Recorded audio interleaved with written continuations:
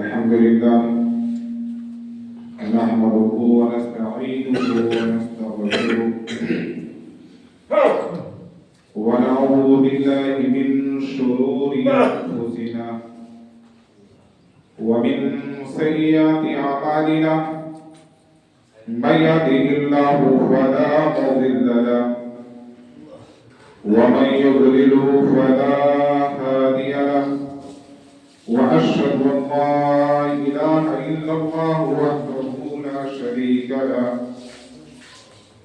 وأشهد أن محمدا عبده ورسوله أما بعد فإن خير الحديث كتاب الله وخير الهدي محمد صلى الله عليه وسلم وشر الأمور محدثاتها وكل محدثة بدعة وكل بدعة ضلالة وكل ضلالة في النار فأعوذ بالله السميع العليم من الشيطان الرجيم بسم الله الرحمن الرحيم قال الله تعالى في القرآن المجيد ومن آياته أن خلق لكم من أنفسكم أزواجا لتسكنوا إليها وجعل بينكم مودة ورحمة إن في ذلك لآيات لقوم يتفكرون وقال النبي صلى الله عليه وسلم ثلاثة حق على الله عونهم المجاهد في سبيل الله والمكاتب الذي يريد الأداء والناكح الذي يريد العفاف. حاضرین جمعہ، ہر قسم کی کبریائی بڑائی بزرگی اللہ تعالی شریک کے لیے کہ جس خالق کائنات نے ہم سب کی تخلیق فرمائی اور ہماری کامیابی و کامرانی کے لیے بے شمار انبیاء کرام مبعوث فرمائے، بعدہ بے بہا بے شمار درود و سلام اور انبیاء کرام پر، خصوصاً نبی آخر الزمان جناب محمد مصطفیٰ صلی اللہ علیہ وسلم کے ذات اقدس. حاضرین جمعہ، سورۃ الروم سے ایک چھوٹی سی آیت کریمہ میں نے آپ کے سامنے پڑھی ہے. یوں تو اس دنیا میں قدرت کی بے شمار نشانیاں ہیں. اگر ہم ان نشانیوں کو شمار کرنا چاہیں تو نہیں کر سکتے. ایک انسان خود اپنی ذات پر غور کر لے کہ اللہ رب العزت نے کتنی نشانیاں اس کے اندر رکھی ہوئی ہیں. کیا ہم اپنے آپ کو نہیں دیکھتے؟ اللہ رب العزت نے انہی نشانیوں میں سے ایک نشانی جو بیان فرمائی اس چھوٹی سی آیت کریمہ میں کہ اللہ کی نشانیوں میں سے ان خلق لکم من انفسکم، کہ اللہ نے تمہارے لیے تمہیں سے ازواجا بیویاں پیدا کی. تمہیں سے، اور یہ بیویاں جو اللہ نے پیدا کی ہے یہ کس کے لیے؟ تمہارے ہی لیے. وَمِنْ آيَاتِهِ أَنْ خَلَقَ لَكُمْ مِنْ أَنفُسِكُمْ أَزْوَاجًا، یہ اللہ کی نشانیوں میں سے ہے کہ اللہ رب العزت نے تمہارے لیے تمہیں سے، یعنی تمہارے ہی جنس سے. اللہ تیرا کیا کہنا؟ تو نے جوڑا بھی ہمارا بنایا تو ہماری ہی جنس سے، جنات سے نہیں، حیوانات سے نہیں. کیوں؟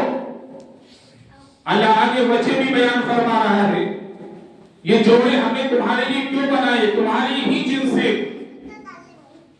لِتَسْكُنُوا إِلَيْهَا، تاکہ ایک شوہر جب اپنی بیوی کے پاس آئے اسے سکون ملے، آرام ملے، سکون حاصل ہو۔ اس لیے جوڑے بنائے گئے ہمارے اور آپ کے، ہمارے ہی جن سے۔ باپ آدم کی تخلیق ہوتی ہے، باپ آدم کا کیا کہنا کہ جس آدم کو اللہ نے اپنے ہاتھوں سے بنایا، تراشا، پوری کائنات سے اللہ نے مٹی لی باپ آدم کی تخلیق کے لیے۔ باپ آدم علیہ السلام کی تخلیق ہو گئی، دل نہیں لگ رہا۔ اللہ سینوں کی بھیدوں کو جاننے والا ہے۔ اللہ نے آدم علیہ السلام کے سکون قلب کے لیے، ان کی راحت کے لیے اللہ نے انہی سے ان کا جوڑا اما حوا علیہ السلام کو پیدا فرما دیا۔ لِتَسْكُنُوا إِلَيْهَا، ایک شوہر جب تھک ہار کر کے دن میں شام کو گھر واپس آئے، بیوی کا مسکراتا ہوا چہرہ دیکھ کے اسے سکون مل جائے، دنیا کی ساری تھکان وہ بھول جائے، بیوی کے مسکراتے ہوئے چہرے کو دیکھ کر کے، بیوی کا لباس کو دیکھ کر کے، بیوی کے چہرے کو دیکھ کر کے لِتَسْكُنُوا إِلَيْهَا، اسے سکون آ جائے۔ وَجَعَلَ بَيْنَكُمْ مَوَدَّةً وَرَحْمَةً، اور ایسا یہ کیوں ہوا؟ یہ محبت اور ہمدردی اللہ نے قائم کر دی۔ ہم دیکھتے ہیں بسا اوقات شوہر اتنا خوبصورت نہیں ہوتا ہے، بیوی بہت خوبصورت ہوتی ہے، اور جب دو اجنبی آپس میں ملتے ہیں نکاح شرعی کے ذریعے سے، اور دونوں میں ایسی محبت قائم ہو جاتی ہے کہ وہی بیٹا جو 20 سال تک والدین کے ساتھ رہا، وہی بیٹا جو 20 سال تک بھائی بہنوں کے ساتھ رہا، ایک اجنبیہ خاتون آتی ہے، اس سے اس کا نکاح ہوتا ہے، ایجاب و قبول ہوتا ہے، محبت ایسی قائم ہو جاتی ہے کہ وہ بیٹا والدین کی محبت کو بھول جاتا، بھائی بہنوں کی محبت کو بھول جاتا۔ کیا ہم دیکھتے نہیں، ابھی ایک ہی تو مہینہ ہوا ہے، ابھی 2 ہی مہینہ ہوا ہے، شادی کو شوہر کمانے کے لیے پردیس جاتا ہے، بیوی کی آنکھوں سے آنسو نکل رہے ہوتے ہیں۔ یہ محبت کس نے پیدا کر دی؟ یہ محبت کس نے قائم کی ہے؟ تمہارا رب ہے، وَجَعَلَ بَيْنَكُمْ مَوَدَّةً وَرَحْمَةً۔ یہ آیت کریمہ بتاتی ہے اللہ نے ہمارے لیے جو جوڑا پیدا فرمایا تاکہ ہمیں سکون ملے۔ آئیے دیکھتے ہیں آپ صلی اللہ علیہ وسلم کی زندگی کو۔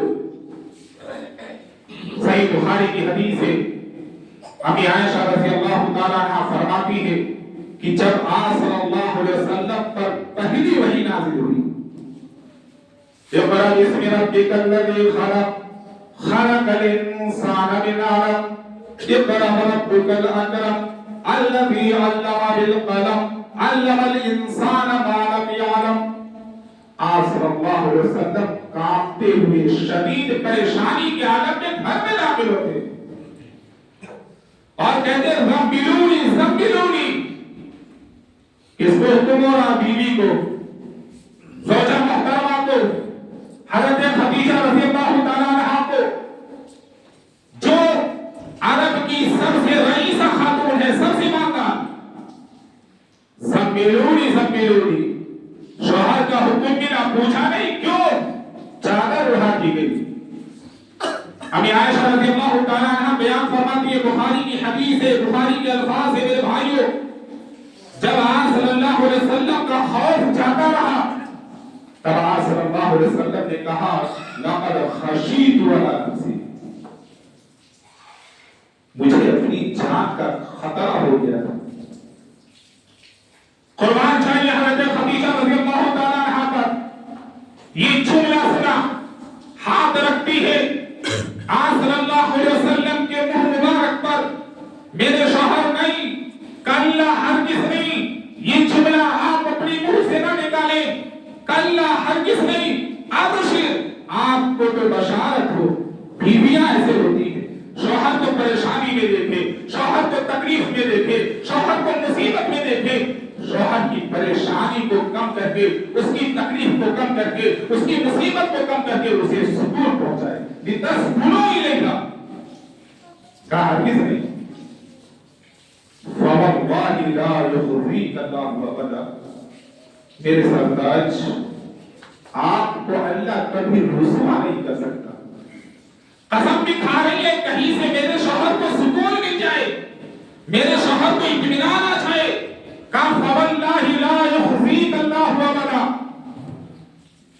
کیوں پھر قسم کھاتی ہے 6 خوبیاں اپنے شوہر کی انہوں نے بیان کی ابھی نہیں پتا میرے سرتاج کو اللہ نے نبی بنایا ہے ابھی نہیں معلوم کہ میں جس سے مخاطب ہوں یہ اللہ کا نبی ہے اللہ کا رسول ہے ابھی کچھ پتا نہیں ابھی خدیجہ تو یہی جانتی ہے میرا شوہر پریشان ہے میرا شوہر تکلیف میں ہے میرے شوہر کی زبان سے یہ جملہ تھا اولا لقد خشیت علی نفسی مجھے تو اپنی جان کا خطرہ ہو گیا ہے ایسا لگ رہا ہے میں دنیا میں زیادہ دنوں تک رہنے والا نہیں ہوں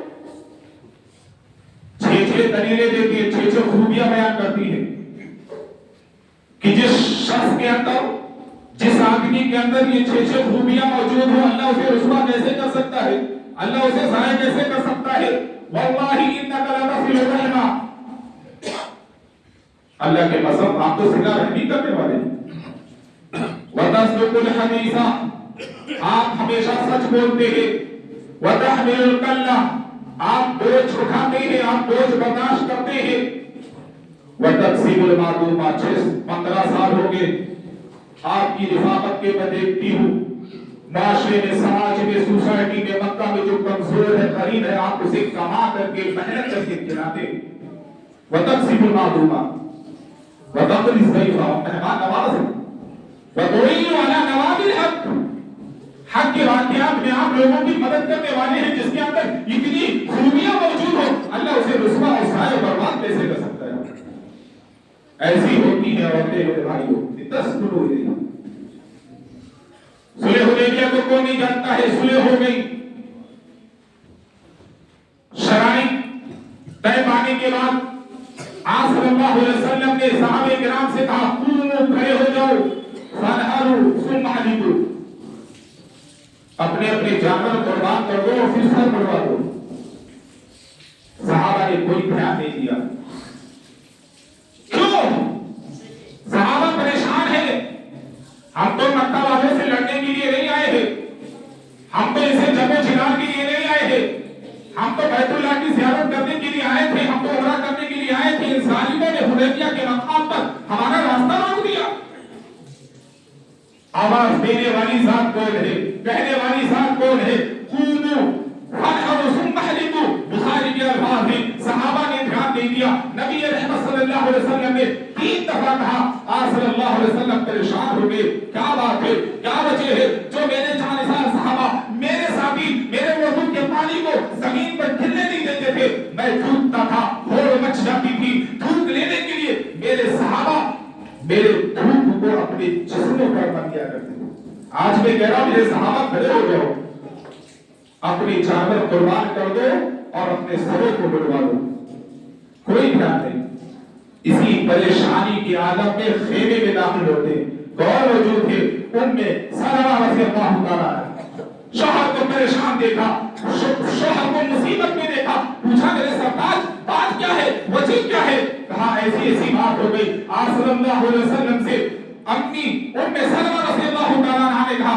میرے سرتاج اس میں گھبرانے والی بات کون سی ہے اس میں پریشان ہونے والی بات کون سی ہے آپ خیمے کے باہر دوبارہ جائیں اور اپنا جانور قربان کر دیں آپ کسی سے کچھ بات نہ کریں اور اپنا سر بڑھوا دیں کیا بہترین مشورہ دیا آپ صلی اللہ علیہ وسلم نے ایسا ہی کیا آج کل کی عورتیں ہوتی بڑے امام بنتے تھے بڑے عالم بنتے تھے بڑے مفتی سما بنتے تھے آپ کا کہنا یہ ہوتا تھا کہ لوگ میرے پیچھے چلتے ہیں ایک بات پر لوگ ناچنے کے لیے تیار ہو جاتے ہاں عزت تمہاری مٹی میں ملا دی گئی نا تمہاری بات تمہاری قوم تمہارے قبیلے کے لوگ تمہارے خاندان کے لوگ ماننے کے لیے اب تیار نہیں ہے خاتون ایسی ہوتی ہے شوہر کی مصیبت کو بڑھاتی نہیں ہے بلکہ اور کم کرتی ہے کہ شوہر پریشان ہے اس کی مصیبت کو کم کر کے اسے سکون کیسے پہنچایا جائے۔ آپ صلی اللہ علیہ وسلم نے کیا بات دیکھا کیا، صحابہ نے دیکھا کہ نبی نے اپنا اونٹ قربان کر دیا ہے، نبی نے اپنا سر قربان کیا ہے، تمام صحابہ کھڑا کھڑ اپنے اپنے اونٹوں کو قربان کرنے لگے اور اپنے اپنے سروں سے بالوں کو قربان کرنے لگے۔ میرے بھائیوں، میں کس کی بات کر رہا ہوں؟ آپ معاشرے میں ایسی عورتیں تلاش کریں، نہیں ملیں گی۔ وقت بہت مختصر ہوتا ہے۔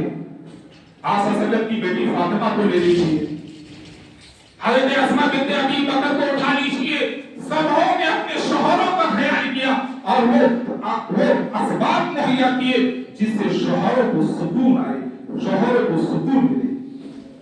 مولانا صاحب، آپ تو کہہ رہے بیویاں اللہ نے اسی لیے بنائی ہے۔ رب کعبہ کی قسم، ہم جھوٹے ہو سکتے ہیں، رب کا فرمان جھوٹا نہیں ہو سکتا۔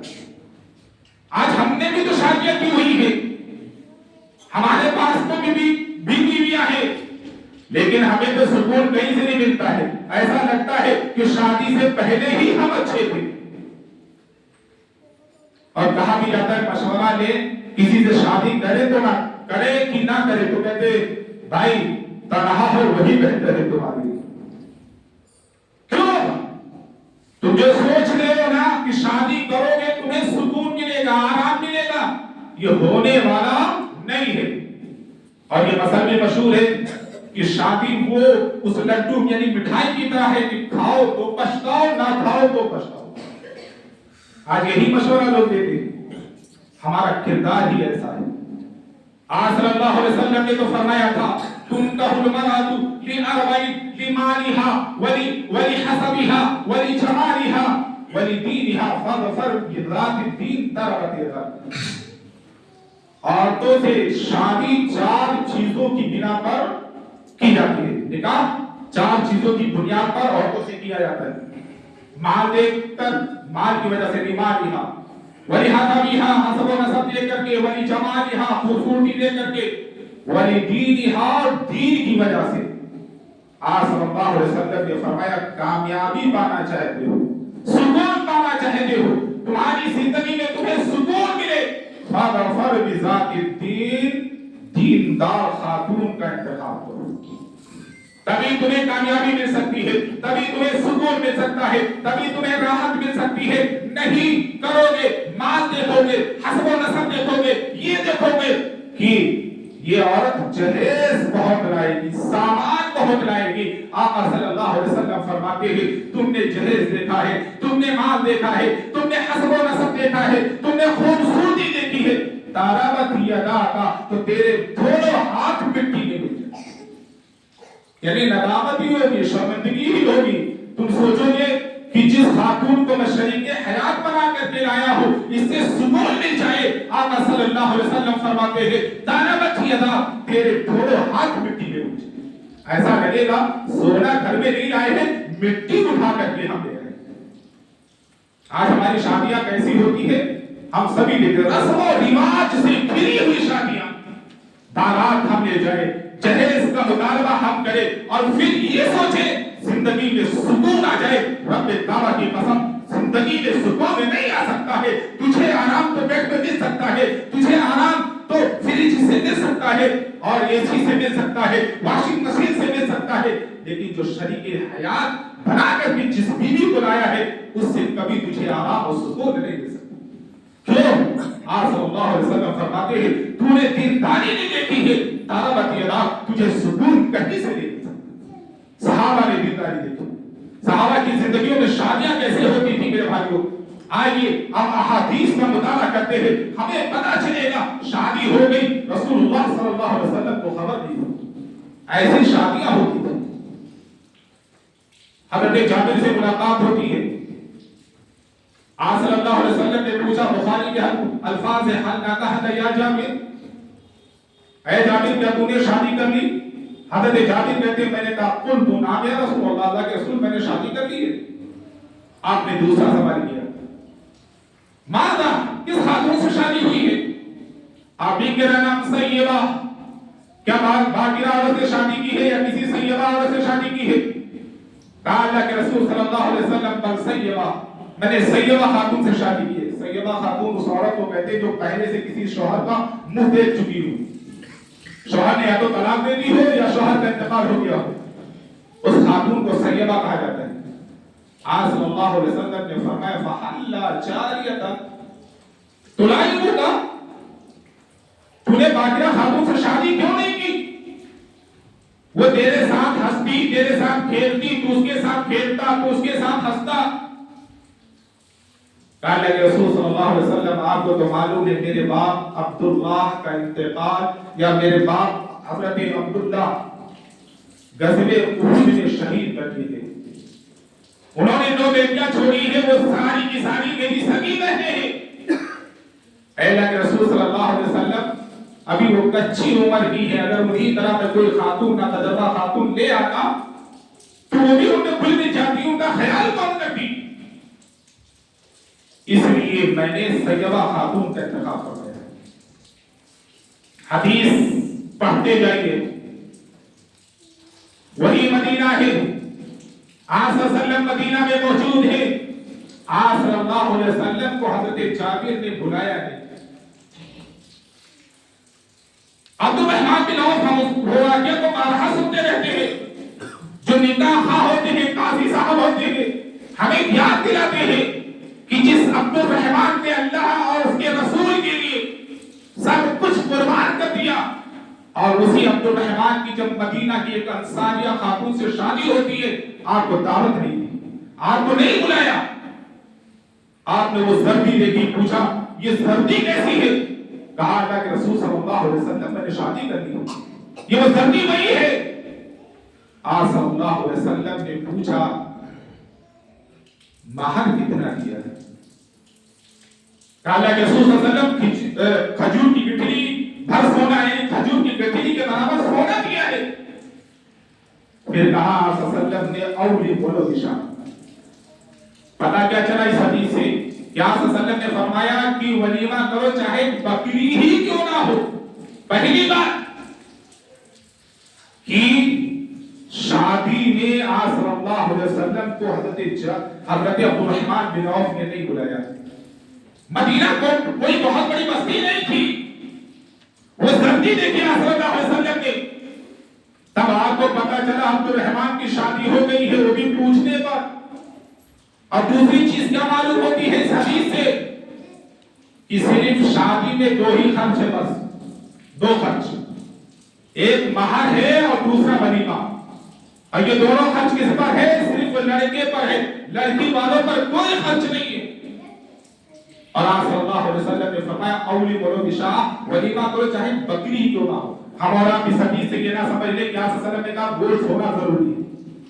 بکری ان کے ہاں ایسے جیسے ہمارے یہاں آلو سبزی, ان کے مقابلے میں بھائی بکری کی کیا حیثیت ہے.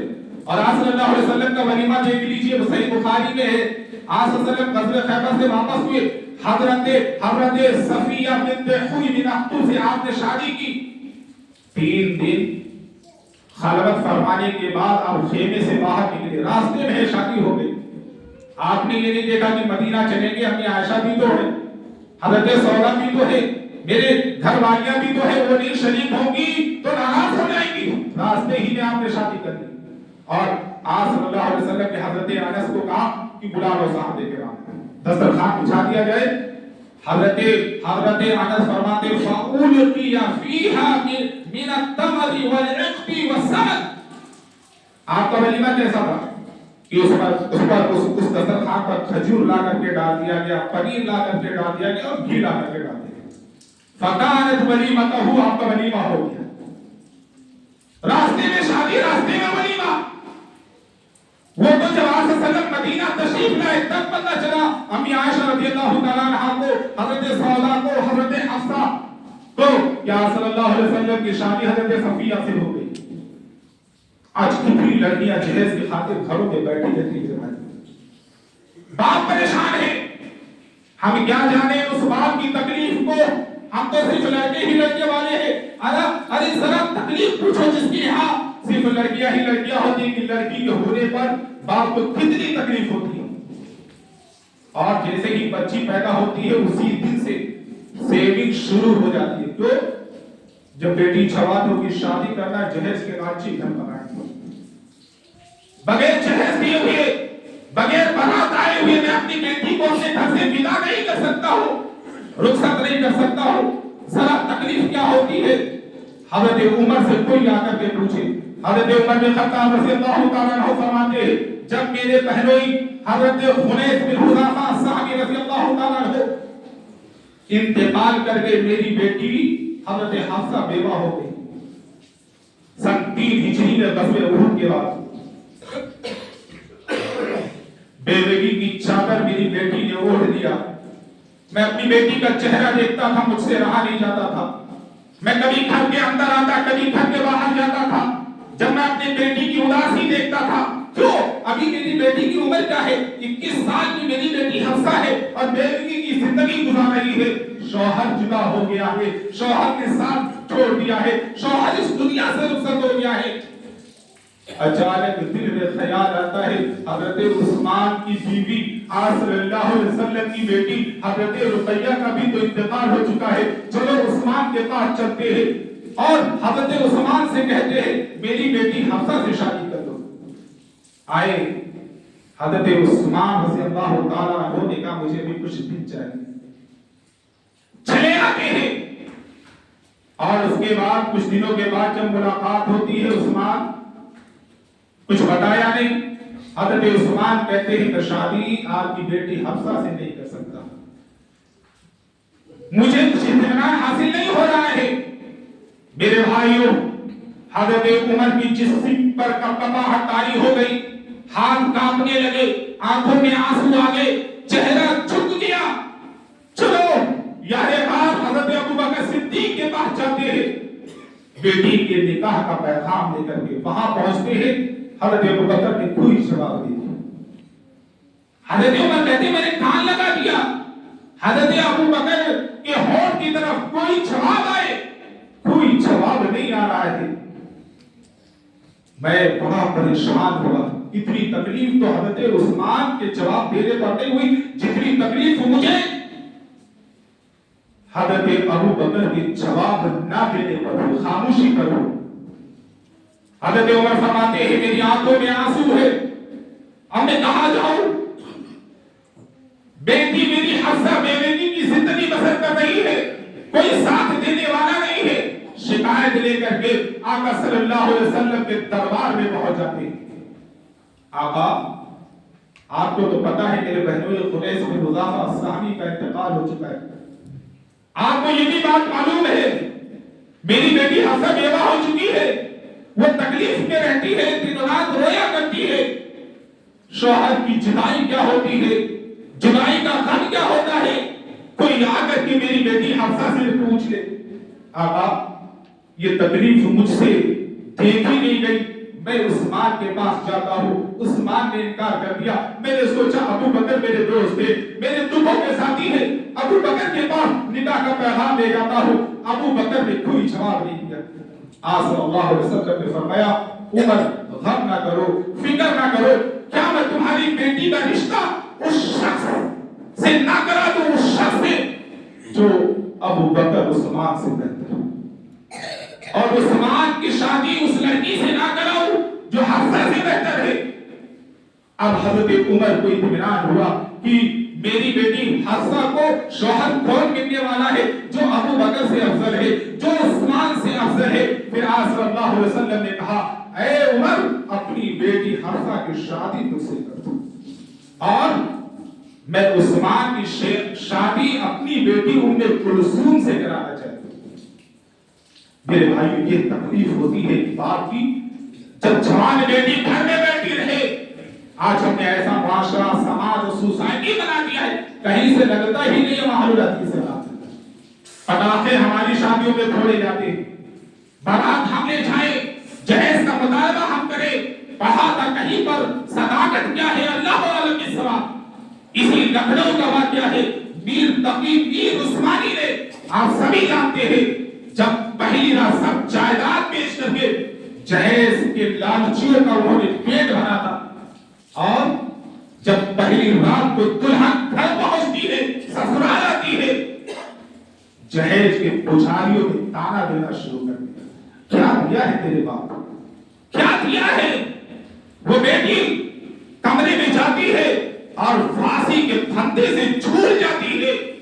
सुबह जब इत्तला होती है मीर तकी मीर को, वो घर आते हैं, वो बेटी के ससुराल आते हैं और कहते हैं बेटी सब कुछ तो दिया था, तेरे बाप ने जायदाद बेच करके, जमीन बेच करके, हाँ अगर नहीं दिया था, तेरा बाप जो भूला था तुझे देना, वो क्या था?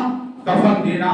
कफन तेरे बाप ने नहीं दिया था, तुझे जहेज में, शादी में बेटी ये कफन लेकर के आया हूँ तेरे लिए। मुझे क्या पता था ये जहेज की पुजारी है, ये जहेज के लालची है। पहली रात जिस स्टेज पर दुल्हन अपनी रफी के हयात का इंतजार करती है, वो दुल्हन सूली के फंदे पर लटक रही है।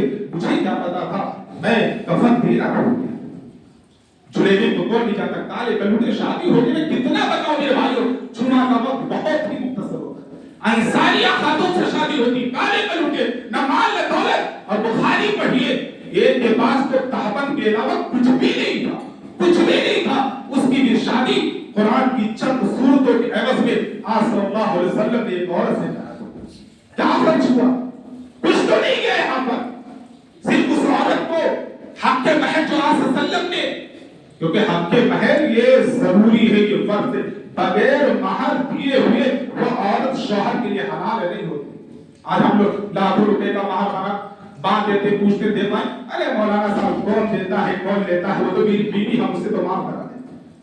और नहीं माफ किया उस औरत ने, अल्लाह के कसम जब तक वो जिंदा रहेगा, बीवी से मिलता रहेगा, वो उसे जिना कर रहा है, जिना कर रहा, वो औरत उसके लिए हलाल ही नहीं।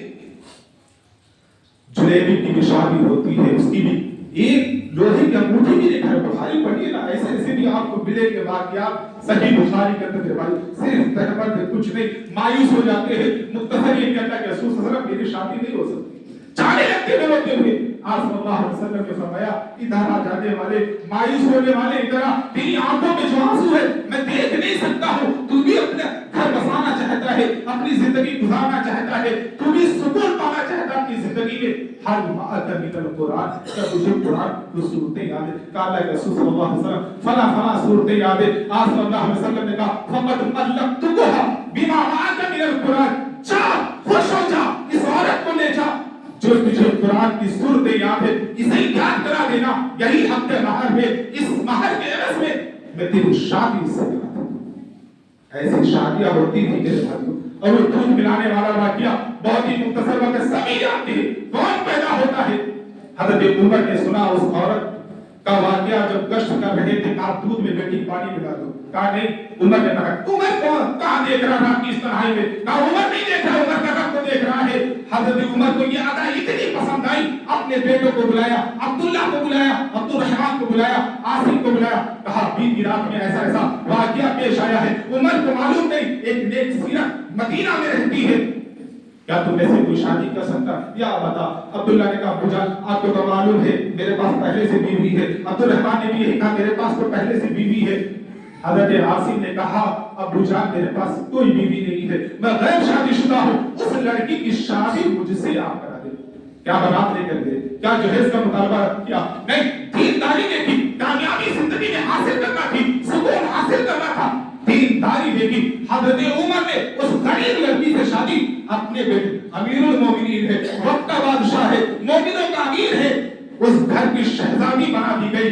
और मदीना की सबसे गरीब खातून, ये दीनदारी देखी। उमर नहीं देख रहा है, उमर का रब तो देख रहा है। नहीं, मैं दूध में पानी नहीं मिला सकती हूँ। आसिम से शादी होती है, उनके बदन से एक लड़की पैदा होती है, उससे भी एक लड़की पैदा होती है, उस लड़की से एक आदमी पैदा होता है, एक लड़का पैदा होता है, जिसे दुनिया उमर बिन अब्दुल अजीज के नाम से जानती है। सुकून ऐसे मिलेगा, आपको दिखाना पड़ेगा ये अहले हदीस घराना है। यहाँ पर जहेज नहीं लिया जाता है, यहाँ से बारात नहीं जाती है, यहाँ सिर्फ दो काफी होते, एक काफी होता है, दो गवाह होते हैं। यहाँ सिर्फ लड़का खर्च करता है, वो क्या, वो महर देता है और वलीमा करता है, लाओ अपनी लड़की को, हम निकाह के लिए तैयार है। मस्जिद में काजी साहब बैठेंगे, इजाजत कबूल होगा। और दूर ना जाइए, आपको किसी आलिम और मौलाना को बुलाने की भी जरूरत नहीं है, लड़की का बाप खुद आए اور لڑکے سے کہے میں فلاں مہر کے عوض میں اپنی بیٹی کو تمہاری زوجیت دے دیتا ہوں، تمہیں قبول ہے؟ بیٹا کہتے قبول ہے، بس شادی ہو گئی۔ اتنا آسان ہے میرے بھائی۔ آج ہم تو لاکھوں روپیہ کیا ہار بک کرا لیتے ہیں، پیسہ نہیں کرا لیتے، سب کچھ چمک دمک کے لیے ساری چیزیں یہی رہ جائیں گی میرے بھائیوں۔ آپ کو زندگی میں سکون نہیں ملے گا۔ زندگی میں سکون چاہتے ہیں اپنی بیویوں سے، آپ دیندار خاتون کا انتخاب کریے، بغیر جہیز، بغیر برات، بغیر رسم کے آپ شادی کریے میرے بھائیوں، انشاءاللہ آپ کی زندگیوں میں سکون آئے گا۔ اور آپ ایسی دیندار خاتون کا جب چہرہ دیکھیں گے نا، دین کا سارا تھکانا، لیکن ایسے خاتون جو مان دے گے کپڑا کیسا ہوتا ہے، بال کیسے ہوتے ہیں، سبھی جانتے، کہنے کی ضرورت نہیں، انہیں سمجھ ہے میری لائی ہوئی چارپائی پہ یہ سو رہا ہے، میرے لائی ہوئی فریج سے یہ ٹھنڈا پانی پیتا ہے، میری لائی ہوئی واشنگ مشین سے اس کے کپڑے دھلے جاتے ہیں، میرے باپ نے سب کچھ دیا ہے، ہم اس کی عزت کاہے کریں، ہم اس کا پیر کاہے دبائیں، ہم اس کے لیے کھانا کاہے پکائیں۔ ہاں آ رہے ہو ہوٹل سے کھانا لے آ، یہ حکم آتا ہے بیویوں کی طرف سے۔ حضرت اسماء بنت ابی بکر کھانا بناتی تھی، پانی مشکیزہ بھر بھر کر کے شوہر کی خدمت کے لیے لاتی تھی، اور غریب اتنے حضرت زبیر بن عوام کچھ نہیں ہے، حضرت زبیر کے پاس صرف ایک اونٹ ہے، گھوڑا بس، اور کچھ نہیں۔ حضرت ابو بکر نے شادی کر دی، خدمت کر رہی ہے شوہر۔ تو میرے بھائیوں، اگر ہم چاہتے ہیں کہ زندگی ہماری پرسکون ہو، دیندار، یہ شادی بیاہ کا موسم چل رہا تھا، اس لیے میں نے انتخاب کیا۔ آپ لوگ سوچ رہے ہو کہ شعبان کا مہینہ ہے، الحمدللہ والد محترم نے کہا اگلا خطبہ، کیونکہ شب برات اور قبروں کی زیارت جو لوگ کرتے ہیں، کنکمے جلائے جاتے ہیں، اس مناسبت سے انشاءاللہ اگلا خطبہ جمعہ ہوگا شعبان کے موضوع پر۔ اللہ رب العزت سے دعا ہے رب العالمین جو کچھ میں نے کہا سب سے پہلے مجھے اس پر عمل کرنے کی توفیق عطا فرمائے، پھر سننے والوں کو اس پر عمل کرنے کی توفیق عطا فرمائے۔ اللہ ایک بڑا نیک بڑا قرآن حدیث پہ چلنے والا بنا، ہمارا خاتمہ ہو ایمان میں خیر کرو، اور ہماری زبان سے کر کے شہادت اشہد ان لا الہ الا اللہ و اشہد ان محمد رسول اللہ۔